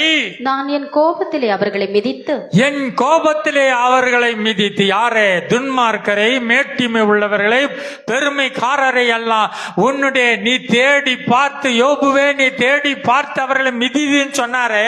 இவர் சொல்றாரு, நீர் நினைத்தது ஒன்றும் தடைப்படாதுன்னு சொன்னாரு. இயேசு அதை செய்து முடித்தார் என்று சொல்லுகிறார். என்ன சொல்றாரு? அதனால் அவர்களுடைய ரத்தம் என் வஸ்திரங்களின் மேல் தெரித்தது. இயேசுவை இரத்த களமாய் மாற்றினார்கள். இயேசு சிலுவையிலே அவர்கள் வஸ்திரம் முழுவதும் இரத்தமாய் மாறிது. அவர்களுடைய இரத்தம் என் மேல் தெரித்தது. என் உடுப்பையெல்லாம் கரைப்படுத்தி கொண்டு, என் உடுப்பையெல்லாம் நான் கரைப்படுத்தினேன். முதல்ல என்ன சொன்னாரு? முந்தின ஸ்டார்டிங் படிங்க. நான் ஒருவனாய் ஆலையை மிதித்தேன். நான் ஒருவனாய் ஆலையை மிதித்தேன். ஆண்டவர் இறங்கி களத்துல இறங்கி திராட்சை ரச ஆலையிலே போய் மிதித்து ரசத்தை எடுக்கிற விதமாய் இயேசு அந்த யுத்தத்திலே, சிலுவை என்கிற யுத்தத்திலே இதை செய்து முடித்தார். இது ஆவியின்படி செய்து முடித்த யுத்தம். இதே தீர்க்க தரிசனம் இனி பிசிக்கலா நிறைவேறும். பாபிலோனை தேவன் பழிவாங்க, உலகத்தின் மகா வேசியான பாபிலோனை தேவன் பழி வாங்குகிற நாளை குறித்து இது எழுதப்பட்டிருக்கிறது. ஆவியின்படி இயேசு யுத்தத்தை ஒருவராய் முடித்து அவர் மகிமையினாலும் கனத்தினாலும் நம் ஒவ்வொருவருக்காக அவர் அதை செய்து முடித்திருக்கிறார்.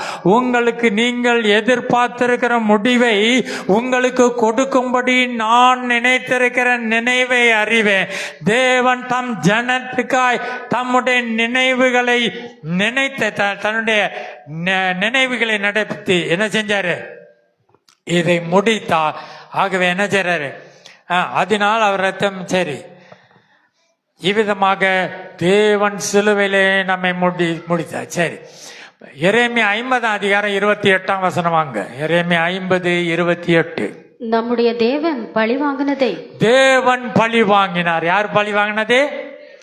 தேவன். ஜாதிகளை உன்னை தொடுகிறவன் என் கண்மணியை தொடுகிறான் என்று சொல்லி தேவன் அவர்களை யுத்தம் பண்ணி பழி வாங்கினதை, அவர் தமது ஆலயத்துக்காக பழி வாங்கினதையே தேவன் தம்முடைய ஆலயம், நீங்களே அந்த ஆலயம், தேவன் தம்முடைய ஜனத்துக்காக, தம்முடைய ராஜ்யத்தின் பிள்ளைகளுக்காக, தேவன் தம்முடைய ஆலயத்துக்காக பழி வாங்கினதை சீயோனிலே அறிவிக்கும்படிக்கு. சீயோனிலே அறிவிக்கணும். எங்க அறிவிக்கணும்? சியோன் சபையில.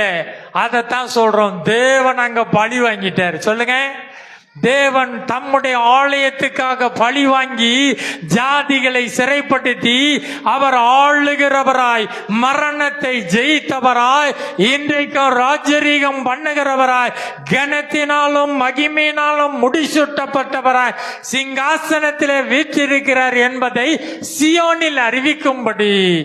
சரிதானா? புரியுதுங்களா? அப்போ இதை நீங்கள் அறிவிக்க வேண்டும் என்று வேதம் சொல்லுகிறது. அடுத்த வசனம் படிங்க, 34ஆம் வசனம் படிங்க.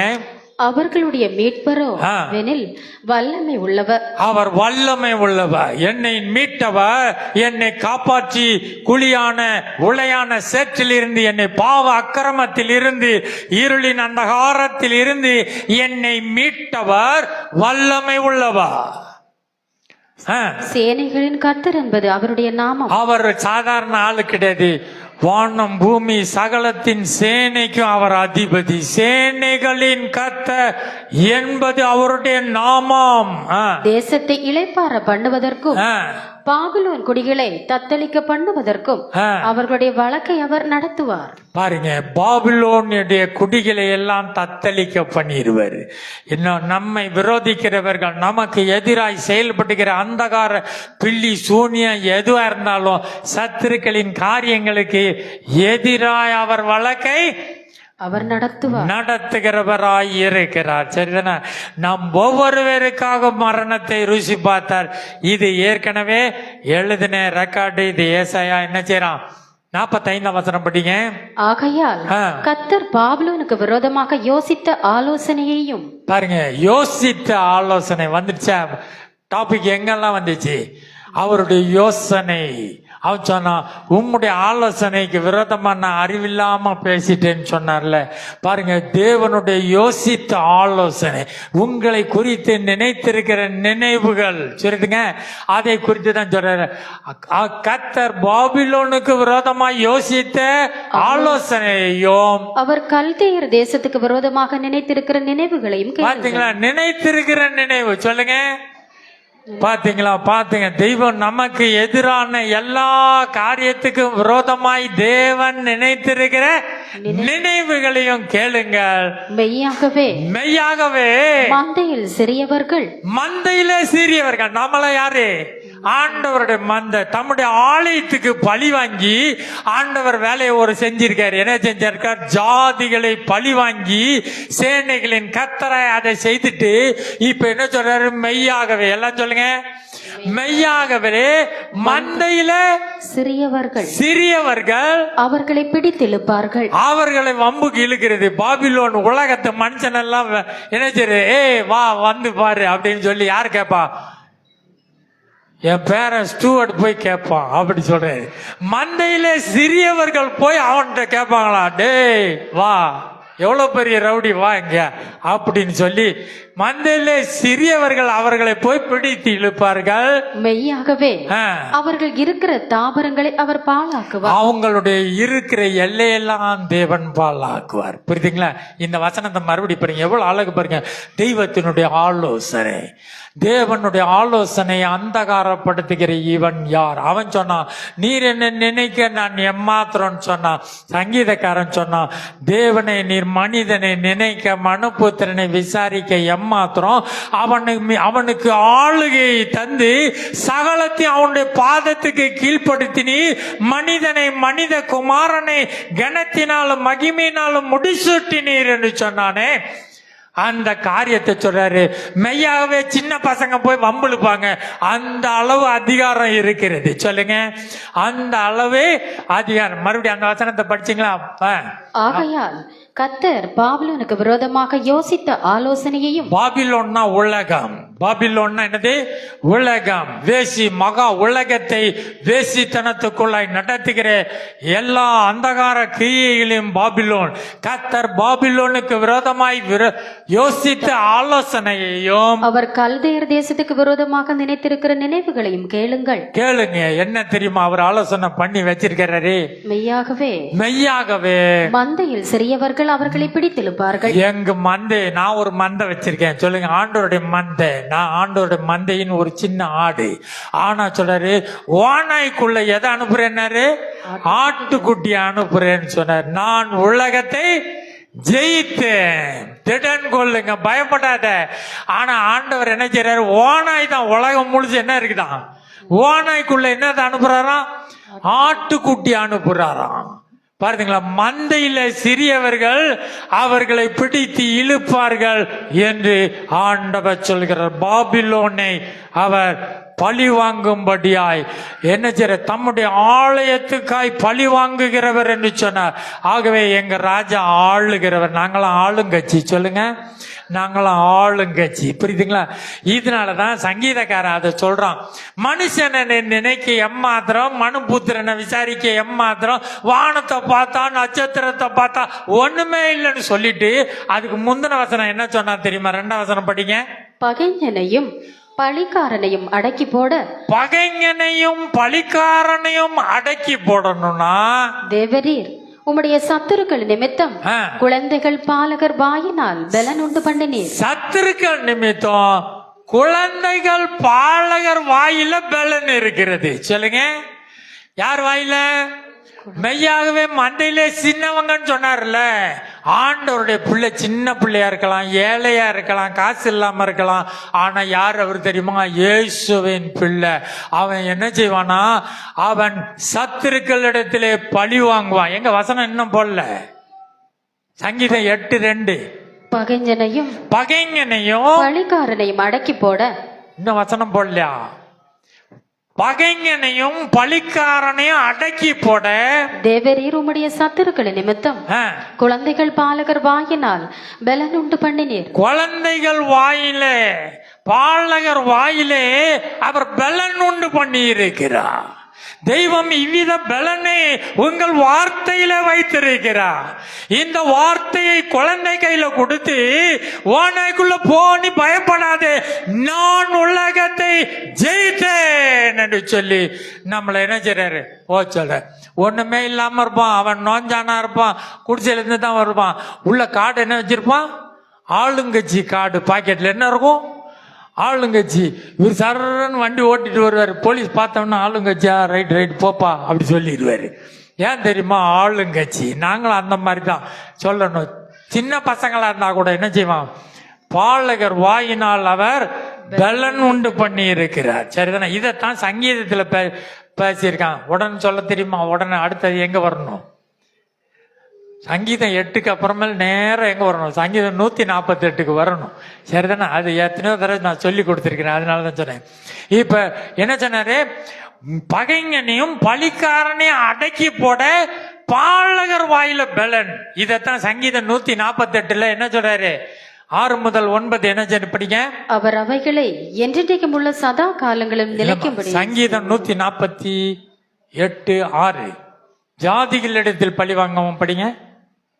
முந்தின அதிகாரமா? 149. ஜாதிகளிடத்தில் பழி வாங்கவும். ஜாதிகளிடத்துல பழி வாங்கணும். இந்த உலகத்துல நிறைய அவன் ஆட்டம் போடுறான், என்னென்னமோ, என்ன லஞ்சம் வாங்கி, கட்சி வாங்கி, ஒண்ணு இல்லாம அது இல்லாம ஜாதிகள் மேல உட்கார்ந்துருக்கான். ஜாதிகள் இடத்துல பழி வாங்கவும், பழி வாங்கணும். ஜனங்களை தண்டிக்கவும். ஜனங்கள் உலகம் துன்மார்க்கர் கையில் இருக்குன்னீங்களே, அவங்களெல்லாம் தண்டிக்கணும். அவர்களுடைய ராஜாக்களை சங்கிலிகளினாலும். ராஜாக்களை சங்கிலி போட்டு கேட்டணும். எப்படி லாக்அப்ல போடுறதுக்கு என்ன செய்யணுமா? அவர்களுடைய ராஜாக்களை சங்கிலிகளாலும், அவர்களுடைய மேன்மக்களை இரும்பு விலங்குகளாலும். அவங்க மினிஸ்டர் எல்லாம் இருப்பாங்கல்ல, அவர்களுடைய மேன்மக்களை இரும்பு விலங்குகளாலும் கட்டவும். எழுதப்பட்ட நியாய தீர்ப்பை செலுத்தவும். எழுதப்பட்டு ஒரு நியாய தீர்ப்பு இருக்கு. சிலுவையிலே ஒரு நியாய தீர்ப்பு உண்டாயிற்று. தேவன் தம்முடைய ஆலயத்துக்காய் பழி வாங்கி இருக்கிறார். அவர் மரணத்தை ஜெயித்தவராய் உயிரோடு எழுந்து சிங்காசனத்தில் வீற்றிருக்கிறபடியால் பாலகர் வாயிலே பலன் உண்டு பண்ணி ஜாதிகளை பழிவாங்கவும், மேன்மக்களை இருப்பு விலங்குகளால் கட்டவும், எழுதப்பட்ட நியாய தீர்ப்பை அவர்கள் பேரில் செலுத்தவும். இது டிக்ளேர்டு. இது ஜட்ஜ்மெண்ட் ரிசர்வ் ஆயிருச்சு. Judgement declare. இந்த ஜட்ஜ்மெண்ட்டை எக்ஸிக்யூட் பண்றோம் நம்ம. என்ன தெரியுமா? அவனை அரெஸ்ட் பண்ணி அப்படின்னு ஜட்ஜே அங்க என்ன செஞ்சாச்சு? போட்டாச்சு. அவனை தூக்கி லாக்அப்ல போட்டுன்னு சொல்றத. இந்த வேலையை செய்யறதுதான் நம்ம வேலை. நம்ம வேலை என்னது தெரியுமா? அவனை பிடிச்சி பிரச்சனைய பிடிக்கணும்.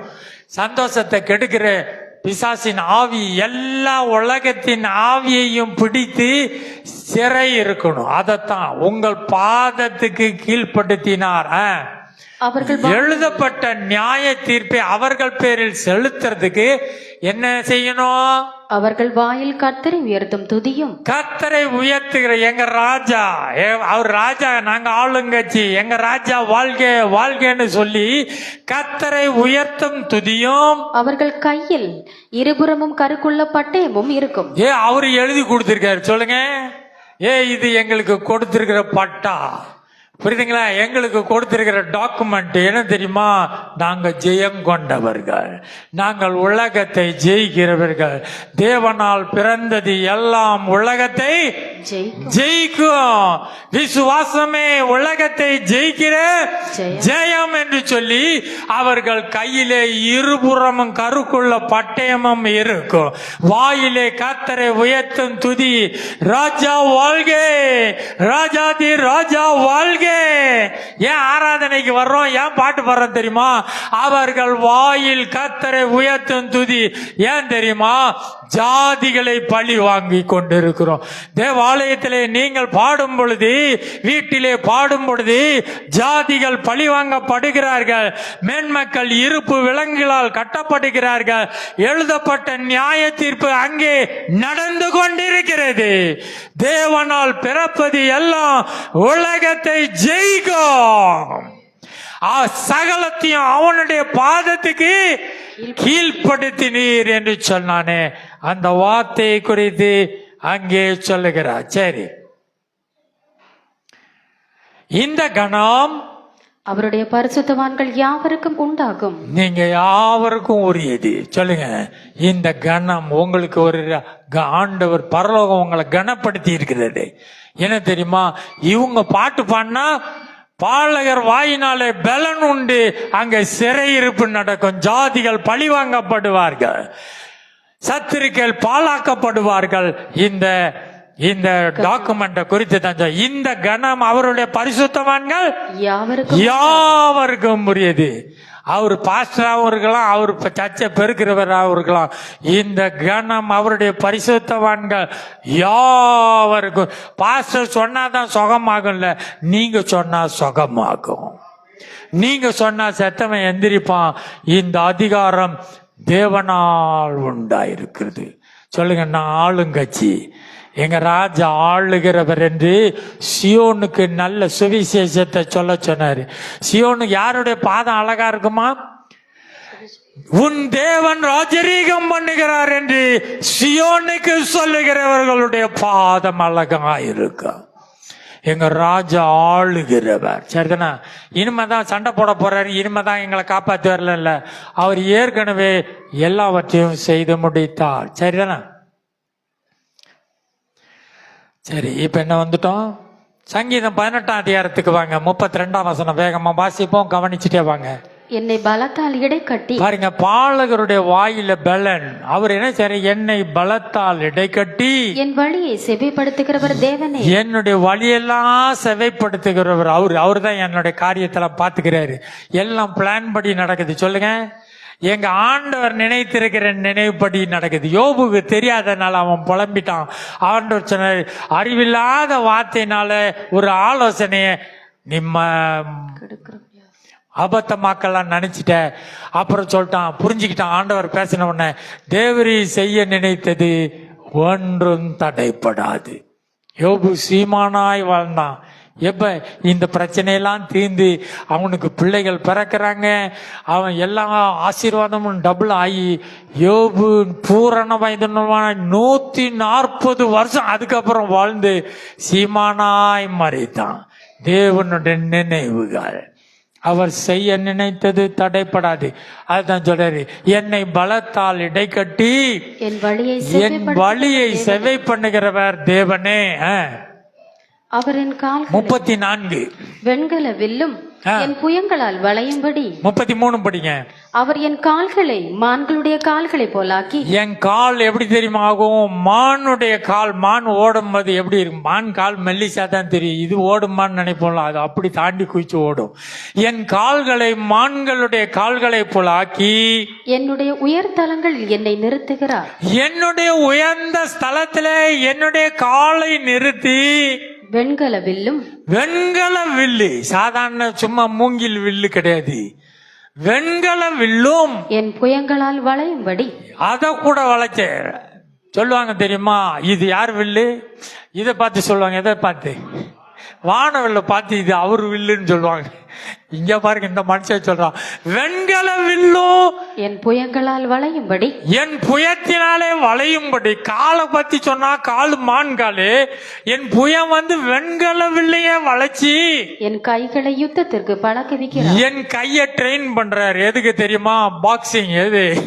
என் கையை யுத்தத்துக்கு பலப்படுத்தி, கையை யுத்தத்துக்கு ட்ரைனிங் கொடுக்கிறாரு. எங்க மாஸ்டர், ட்ரைனிங் மாஸ்டர்.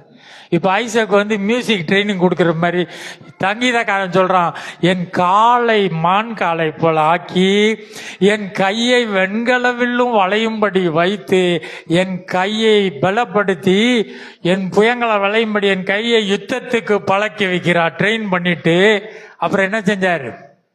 உம்முடைய ரட்சிப்பின் கேடகத்தையும். 37 40 என் சத்துருக்களை பின்தொடர்ந்து. இப்ப இதெல்லாம் எதுக்கு தெரியுமா செஞ்சாரு? உனக்கு சத்தியம் என்னும் கச்சையை கொடுத்திருக்கிறாரு. என்னது?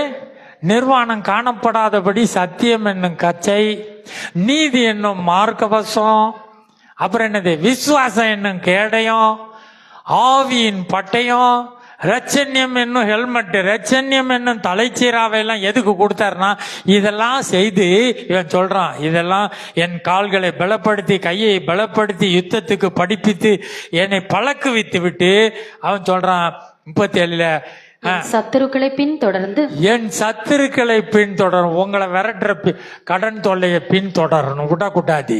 உங்களை விரட்டுகிற கவலையை பின்தொடரணும். உங்களை மிரட்டுகிற பெருமைக்காரன் மேட்டிமைக்காரன், உங்களை விரட்டுகிற வியாதி, உங்களை விரட்டுகிற உறவு எந்ததா இருந்தாலும் என் சத்துருக்களை பின்தொடர்வேன். சொல்லுங்க, என் சத்துருக்களை பின்தொடர்வேன், அவர்களை பிடிப்பேன், அவர்களை பிடிப்பேன், அவர்களை நிர்மூலமாக்கும் வரைக்கும், அவர்களை நிர்மூலமாக்கும் வரையும் திரும்ப மாட்டேன், விட மாட்டேன். என் பிரச்சனையை நானே விட மாட்டேன். ஒண்ணு இல்லைன்னு நானே பார்த்துருவேன். சொல்லுங்க, என் பிரச்சனை ஒண்ணு இல்லைன்னு பார்த்துருவேன். ஏன் தெரியுமா? அவர் இருக்காரு, எங்க ராஜா ஜெயிச்சவர். அவர் சொல்லியிருக்காரு, பாலகர் வாயிலே பெலன் உண்டு பண்ணி இருப்பு ராஜா, அவர்கள் ராஜாக்களை இரும்பு விலங்குகளால் கட்டணும், அவர்கள் மேல் மக்களை சங்கிலிகளால் கட்டி அவர்களை இல்லாம போக பண்ணணும்னு சொல்றாரு. இதற்காக தேவன் ட்ரெயின் பண்ணார். அவர்கள் எழுந்திருக்க மாட்டாதபடிக்கு. அவர்கள் பிரச்சனை மறுபடி தலையா தூக்க கூடாது. எப்படி? பிரச்சனை தலை தூக்காதபடி, அவர்கள் எழுந்திருக்க மாட்டாதபடி என் பாதங்களின் கீழ் விழத்தக்கதாக. பாத்தீங்களா? பாதத்துக்கு கீழ் சகலத்தையும் அவனுடைய பாதத்துக்கு கீழ்படுத்தினீர் சொல்றாரு. இந்த சங்கீதக்காரன் சொல்றான், என்னை ஆபத்திலே இருந்து என்னை நோக்கி கூப்பிட்டேன், அவர் என்னை உயர்ந்த ஸ்தலங்களிலே தூக்கி என்னை நிறுத்தி என் கால்களை மான்கால் போல ஆக்கி என் கையை யுத்தத்துக்கு பழக்கி வைத்து வெண்கல வில்லும் வளையும்படி செய்து என்னை தைரியப்படுத்தினாரு. நான் என் சத்துருக்கள் இப்ப இவ்வளவு நாளா ஆண்டவர் தான் செஞ்சாரு, இப்ப நான் செய்ய போறேன். பாலை மெய்யாகவே மந்தையிலே சிறியவர்கள் அவர்களை பிடித்து இழுப்பாங்க. அந்த வேலையை நம்ம செய்யறோம். சரிதானா? இது தேவன் நினைத்திருக்கிற நினைவுகளை நாம நிறைவேற்றுகிறவர்களாய் இருக்கிறோம். எழுதப்பட்ட தீர்ப்பை அவர்கள் பேரிலே செலுத்துகிற வேலையை நம்ம செய்யறோம். சரி, படிங்க. யுத்தத்திற்கு நீர் என்னை பலத்தால் இடைக்கட்டி என் மேல் எழும்பினவர்களை என் கீழ் மடங்க பண்ணினீர். நான் என் பகைஞரை சங்கரிக்கும்படியாக என் சத்துருக்களின் பிடரியை எனக்கு ஒப்பு கொடுத்தேன். பிடரிய போய் பிடிக்கிறது. சத்துருக்களை தொடர்ந்து ஓடி போய் விட மாட்டேன், திரும்பி வரமாட்டேன். பிடரியை பிடித்து அவர்கள் எழுந்திருக்க 39 யுத்தத்துக்கு என்னை பலத்தால் இடைக்கட்டி என் கீழ் மடங்கு பண்ணிரு. சரி, சரிதானா? ரோமர் 16 அதிகாரம் 20 வசனம். சமாதானத்தின் தேவன் சீக்கிரமாய் சாத்தானை உங்கள் கால்களின் கீழே நசுக்கி போடுவார். யார் கால் கீழே? சமாதானத்தின் தேவன் சீக்கிரமாய் உங்கள் காலின் கீது சாத்தானை நசுக்கி போடுவார். சரிதானா? பாருங்க, இந்த ஆண்டவருடைய திட்டம், அவர் நினைத்திருக்கிற நினைவுகள் அது சமாதானத்துக்கான. அதை தான் சொல்றாரு, சமாதானத்தின் தேவன் சீக்கிரமா. ஆண்டவர் மீச்சிட்டாருப்பா, எங்க அப்பா மீச்சிட்டாரு, எங்க ராஜா எங்க தலைவர் காலி பண்ணிட்டாரு. இப்ப எல்லாமே தலை நசுக்குன பாம்பு, தலை நசுக்குன பாம்பு, தலையவே அவர் நசுக்கிட்டேன்றாரு. தலை நசுக்கி போன பாம்பை பிடிக்கலாமா இல்லையா? அந்த வேலையை தான் நம்மகிட்ட சொல்றாரு. உன்கிட்ட இருக்கிற பிரச்சனை எல்லாம் ஒன்றும் பெருசு கிடையாது. உன்கிட்ட இருக்கிற கடன் பிரச்சனை பெருசு கிடையாது. உன்கிட்ட இருக்கிற வியாதி பிரச்சனை பெருசு கிடையாது. நான் தலையை நசுக்கிட்டேன், நீ என்ன செய்? வாழைப்பிடி. மோசேட்ட சொன்னாரு, மோசே குச்சை போடுறான்னு போட்டவன பாம்பாயிடுச்சு, ஓடுறான், அதை பிடின்னு சொன்ன உடனே வாழை பிடிச்சான். நாம அந்த வேலையை தான் செய்ய போறோம். வாழை பிடிக்கணும். ஏன் தலை தெரியுமா? பாம்பு தான், பயப்படாதீங்க. பாம்பு கண்டா பயடையும் நடக்கும். ஆனா அவர் தலையை நசுக்கிட்டாரு. சிலுவையிலே இயேசு சாத்தானுடைய தலைய நசுக்கி இருக்கிறாரு. அதனால சொல்றாரு, என்ன சொல்றாரு? சீக்கிரமாய் சமாதானத்தின் தேவன் சீக்கிரமாய் சாத்தானை உங்கள் கால்களின் கீழே நசுக்கி போடுவார். சீக்கிரமா நசுக்கிறாரு. நீங்க தலை நசுக்கின பாம்பை போய் நசுக்கலாமா இல்லையா? அது சும்மா வாழை தான் ஆட்டிக்கிட்டு இருக்கும். காலின் கீழே நம்ம நசுக்கி போடணும். இதுக்கு என்ன வேணும் தெரியுமா? விசுவாசம். விசுவாசமே உலகத்தை ஜெயிக்கிற ஜெயமாய் இருக்கிறது. சரிதானா? இந்த கடைசி வாசனத்துக்கு வந்துட்டோம். ரொம்ப டயர்டா இருக்கும், கொஞ்சம் கவனமா கேளுங்க. மீகா 4:8 படிங்க. மந்தையின் துருக்கமே. மந்தைக்கு வந்துட்டாரு. என் மந்தையில சிறியவங்க போய் செய்வாங்கன்னு சொன்னாரு. தேவன் தம்முடைய ஆலயத்துக்காய் பழி வாங்கி இருக்கிறாரு. என்னுடைய ஜனத்தை மீட்கும் வருஷம் வந்தது என்று சொல்லி யுத்தத்தை முடித்தவராய் நிற்கிறார். இப்ப சொல்றாரு, மந்தையின் துருக்கமே, சீயோன் குமாரத்தின் அரணே. சீயோன் குமாரத்தின் அரணே. ஆலயத்தை குறித்து பேசுற, தேவ ராஜ்யத்தின் பிள்ளைகளை குறித்து பேசுகிறாரு. சீயோன் குமாரத்தின் அரணே, முந்தின ஆளுகை உன்னிடத்தில் வரும். முந்தின ஆளுகை உன்னிடத்துல வரும். நீ ஆளணும். சொல்லுங்க, நீ ஆளணும். அதைத்தான் சொல்றாரு. மந்தையின் துருக்கமே, சியோன் குமாரத்தின் அரணே, முந்தின ஆளுகை உன்னிடத்துல வரும். நீ ஆளணும். என் பிள்ளைகள் ஆளணும், என் பிள்ளைகள் ஆளணும் என்று தேவன் சொல்லி விரும்பி இருக்கிறார். முந்தின ஆளுகை உன்னிடத்துல வரும். ராஜரீகம், ராஜரீகம் எருசலேம் குமாரத்தின் இடத்தில் வரும். எருசலேம் குமாரத்தி, நான் எருசலேம் குமாரத்தி என்று சொல்லணும். எங்க ராஜா விட்டு பிள்ளைங்க. அதனால எருசலேமின் குமாரத்திக்கு என்ன வரும்? முந்தின ஆளுகை வரும், ராஜரீகம் வரும். இப்போதும் நீ சத்தமிட்டு கதறுவானேன். இனிமே அழுவ ஒப்பாரிலாம் வைக்காதீங்க. என்ன சொல்றாரு? இப்போதும் நீ சத்தமிட்டு கதறுவானேன். யார் கதர்னா? யோபு கதர்னா, ஐயா நான் ஏமாத்துறோம், துன்மார்க்கர் கையில உலகம் கொடுத்திருக்கீங்க, நான் என்னை களிமண்ண போல உருவாக்கினீங்க, தூளா போயிடும், அவ்வளவுதானே, என் மேட்டர் முடிஞ்சிச்சு தானே அப்படின்னா. இல்லை, தேவனுடைய ஆலோசனை வித்தியாசம். நீ 140 வருடமாய் இன்னும் வாழ்ந்து சுகமாய் இருக்க வேண்டி இருக்கிறது. ராஜரீகம் வரும். அதனால சொல்ற, நீ இப்போது நீ சத்தமிட்டு கதறாத. இனிமே புலம்பல் இந்த இந்த இதெல்லாம் வேண்டாம். கண்ணீரெல்லாம் நின்று, கண்ணீரெல்லாம் முடிந்து போகிறது. ராஜாவானவர் உன்னிடத்தில் இல்லையோ? உன்னிடத்துல இல்லையா? ராஜா இருக்கார். இயேசு ராஜா உயிரோடு இருக்க. எங்க ராஜா உயிரோடு இருக்கார். என் கூட எங்க ராஜா, எங்க வீட்டுல எங்க ராஜா, எங்க உறவுல, எங்க ஆலயத்திலே எங்க ராஜா. ராஜா உன்னிடத்துல இல்லையா?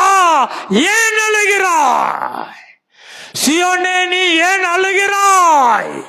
நீ இனி அழுகையை நிறுத்தி, உன் ராஜா ஆளுகிறார்.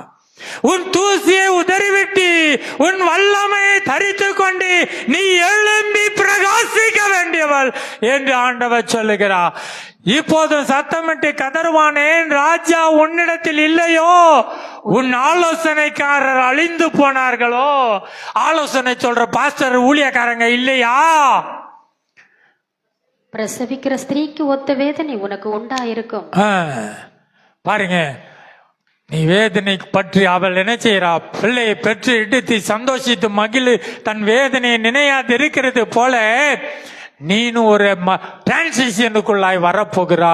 உன் அழுகையை நீ நிறுத்தி. உன் ராஜா ஆளுகை செய்கிறவர் இல்லையா? உனக்கு இல்லையா? அவர் உன்னோட இருக்கிறார். அதனாலதான் சொன்னாரு, நீ போ, வானாய்க்குள்ள ஆட்டுக்குட்டிகளை அனுப்புகிறேன், திடன் கொள்ளுங்கள், நான் உலகத்தை ஜெயித்தேன். வானத்தையும் பூமியையும் சிருஷ்டித்த தேவன் மனித அவதாரமாய் எடுத்து மனுஷனை நினைக்க, மனுஷ குமாரனை விசாரிக்க எம்மாத்திரம். ஆனாலும் தேவனுடைய ஆலோசனைப்படி அவர் சகலத்தையும் அவனுடைய ஆளுகைக்கு உட்படுத்தி சகலத்தையும் அவனுடைய பாதத்தின் கீழ் படுத்தி இருக்கிறார்.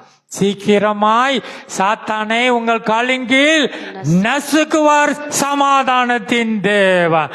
இதை விசுவாசித்தால் தேவனுடைய மகிமை காண்பாய். தேவனால் சரி, படிங்க. அடுத்த 13 வசனம் படிங்க. சீயோன் குமாரத்தியே, நீ என்ன செய்யணும்னு சொல்லி கொடுக்கிறார். நீ அழுதுல ஒப்பாரி பண்ணாத. நீ என்ன தெரியுமா செய்யணும்? சீயோன் குமாரத்தியே, நீ எழுந்து போரடி. நீ எழுந்திரி. முதல்ல எழுந்திருக்கணும், போரடிக்கணும். போரடிக்கணும்னா என்ன செய்யணும்? வாள் உன் கையில ஆவியின் பட்டயம் கொடுத்திருக்கிறார், கேடயம் கொடுத்திருக்கிறார்.